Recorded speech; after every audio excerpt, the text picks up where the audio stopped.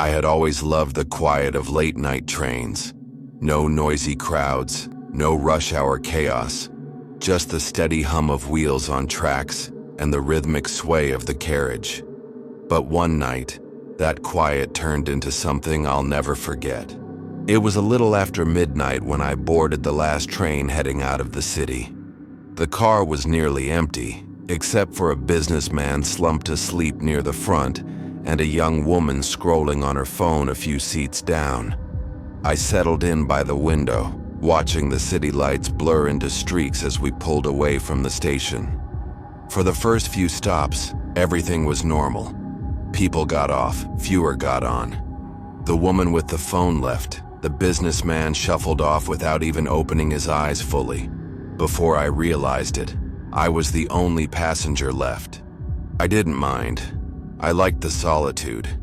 But then at the next stop, the doors opened, and no one boarded. The platform was completely empty. Still, I swear I heard footsteps echoing as if someone had gotten on. The doors slid shut and the train lurched forward. I looked up and saw him. At the far end of the carriage, a man was sitting perfectly still. I hadn't seen him get on. He wore a long coat, far too heavy for the mild night, and a wide-brimmed hat that shadowed his face. His hands were folded neatly in his lap. I tried to shrug it off. Maybe I just missed him earlier. But something felt wrong. He wasn't looking at his phone, not reading, not sleeping. Just sitting, as if waiting. Stop after stop, no one else boarded. Yet he stayed. Always in the same seat, not moving, not even shifting. Every time I glanced back, I realized with a chill, he was staring at me. Not casually, not like a tired commuter zoning out. His head was angled just enough that his eyes were fixed directly on mine. The train rumbled through a tunnel, lights flickering. For a second, the carriage went black. When the lights buzzed back on, he was closer, 2 rows nearer, still sitting perfectly straight. My chest tightened. I knew I hadn't heard footsteps, he hadn't moved, but he was closer. I tried to convince myself I was imagining it. I looked away, focusing on the scrolling ad screen above the door. When I dared glance back, he was closer again. This time, just 3 seats away. The air in the carriage felt heavy, thick, like the tunnel was pressing in on me. My throat dried. I gripped my phone, fumbling to check the map. Just 2 more stops until home. I could make it. The lights flickered again. This time, when they returned, he was right across the aisle from me. His face was still shadowed by the hat, but I saw the corners of his mouth curl into a smile. Not wide, just a hint, enough to freeze me. I bolted up, rushing toward the next carriage. The doors groaned open and I stumbled through. Relief washed over me as I saw another passenger, a tired-looking old woman with shopping bags. I sat down across from her, heart pounding. She glanced up at me with a faint smile, then her eyes drifted past me toward the connecting doors. I turned. Through the small glass window, the man was standing there now. Hat tilted, face pressed close to the glass, smiling wider. The woman clutched her bags tighter, whispering under her breath, "You can see him too." My stomach dropped. The train screeched into my station. I didn't wait for the doors to fully open. I shoved through and ran up the steps into the night air, not daring to look back. But sometimes when I take the train late at night, I feel it again. The flicker of the lights, the weight of a stare. And I know, deep down, he's still riding, waiting for the last passenger. I'd taken the subway home from work 100 times. Same line, same stops, same dull routine.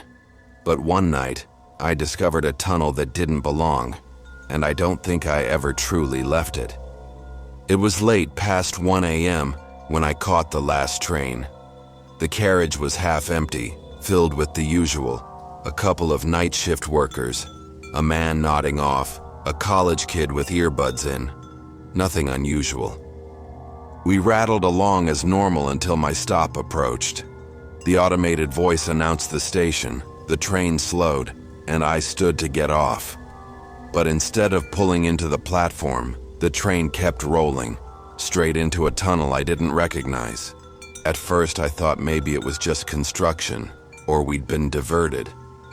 But then the lights inside the carriage flickered, and the map above the doors went black. Every station name disappeared, leaving nothing but a glowing line that stretched on forever. Minutes passed. The train never slowed. No one else seemed concerned. The man who'd been asleep was still slumped forward. The kid with earbuds still bobbed his head. It was as if I was the only one who realized something was wrong. I tried to ask the woman across from me if she knew what was happening, but she didn't react. Didn't blink. Her face was pale, frozen in a blank stare. The air grew colder as the tunnel walls outside changed. Graffiti disappeared. The bricks looked older, crumbling, damp. Then I noticed something worse. Shapes carved into the stone, symbols that twisted when I looked at them too long. Finally, the train slowed. Relief surged through me until I saw the platform. It wasn't any station I knew. The floor was cracked, covered in water that shimmered under the dim light. Old posters clung to the walls, their words in a language I couldn't read. And standing there, just beyond the doors, was a crowd of people, or what used to be people. They were too still, their faces pale and stretched, their eyes black and empty. Dozens of them, waiting silently, not moving, not breathing, just staring. The doors hissed open. No one else reacted. The kid with the earbuds didn't look up. The woman across from me didn't move. But the crowd outside turned their heads, all at once, toward me. Every instinct screamed at me to run, but I was trapped. One of them stepped forward, its mouth open, stretching impossibly wide, though no sound came out. Then another stepped forward, and another. I slammed the emergency button. Nothing. The lights flickered again. When they came back on, the platform was gone. We were still moving, deeper into the endless tunnel. The crowd had vanished. The other passengers slowly blinked as if waking from a dream. The man stretched and yawned. The kid switched songs. The woman looked down at her hands. No one spoke. No one seemed to remember. Eventually, the train pulled into my stop as if nothing had happened. The announcer's voice chimed cheerfully. "Next station." I stumbled off, shaken, desperate for fresh air. But sometimes, when I ride the subway at night, I notice the map above the door glitch. The lights flicker, and out of the corner of my eye, the tunnel walls change. Old, damp, carved with those twisting symbols. And I know the train could take me back there at any moment, back to the tunnel that never ended. I've lived in the city for nearly a decade, and the subway has always been my lifeline.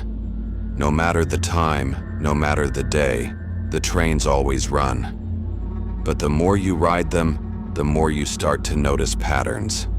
Faces that blur together, routines that repeat like clockwork. And that's how I noticed him. He wasn't like the usual commuters, though.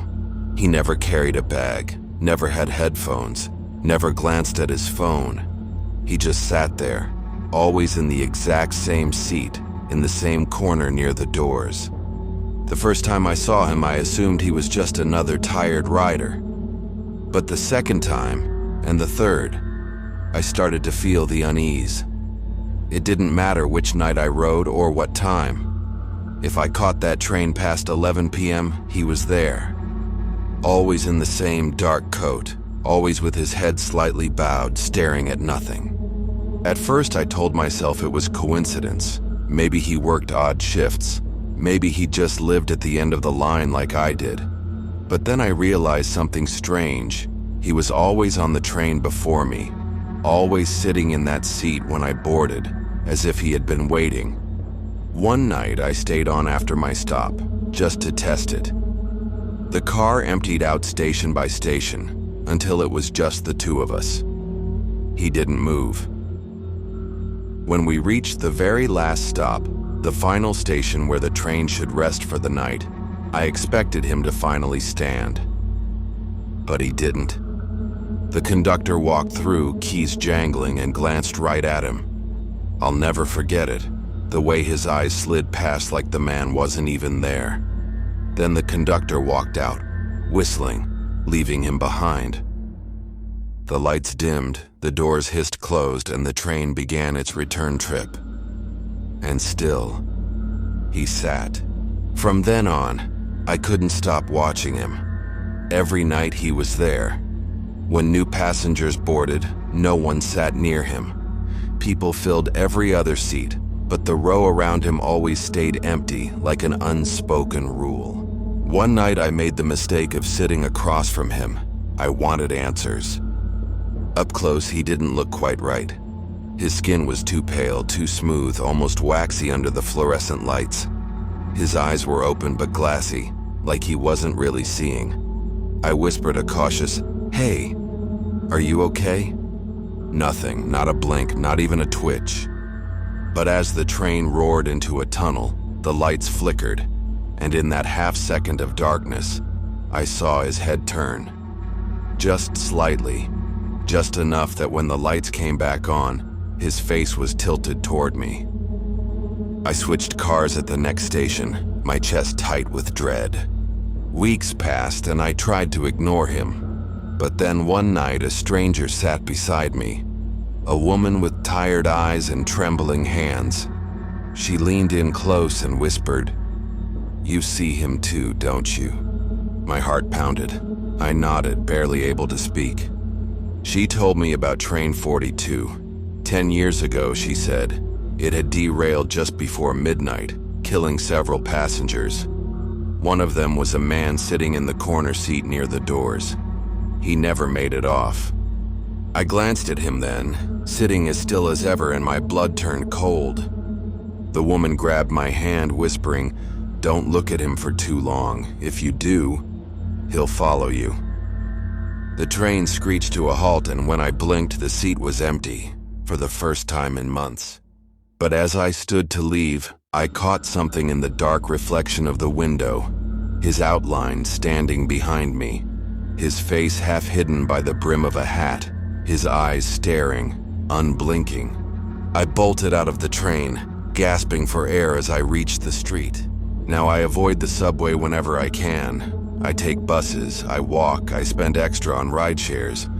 But sometimes when I can't avoid it, I still glance toward that corner seat. And if I see him there waiting, I never let my eyes linger. Because I know if I look too long, the man who never got off might finally follow me home. If you made it this far, thank you for spending your night with us. If these stories gave you chills, there's plenty more waiting. Don't forget to subscribe to Night Fear Stories for new terrifying tales every single night.